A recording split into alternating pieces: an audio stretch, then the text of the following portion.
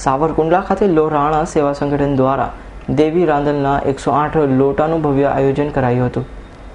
સાવરકુંડલામાં લોહાણા સમાજના સેવા કાર્યમાં વધુ એક સફળ સંસ્થાની શરૂઆત.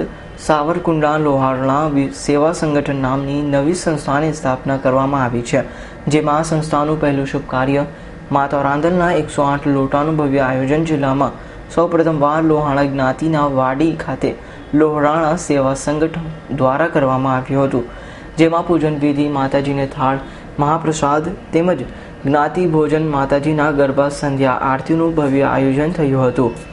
સાવરકુંડલામાં લોહાણા સેવા સંગઠનની સ્થાપના કરવામાં આવી છે અને આ સ્થાપનાનું પ્રથમ કાર્ય 108 રાંદલમાંના લોટાના ભવ્ય દરબારનું આયોજન કરવામાં આવ્યું છે અને આ સંસ્થા ફક્ત જ્ઞાતિના ઉત્કૃષ્ટ કાર્ય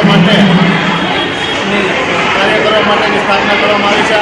આ સંસ્થા આગામી દિવસોમાં સમૂહ લગ્ન, મેડિકલ સહાય, અનાજ સહાય, વિદ્યાર્થીઓને ફી, હોશિયાર વિદ્યાર્થીઓને ફી અનેક કાર્ય કરવા માટેની આ સંસ્થાનું અમે આયોજન કરેલું છે અને સ્થાપના કરવામાં આવી છે.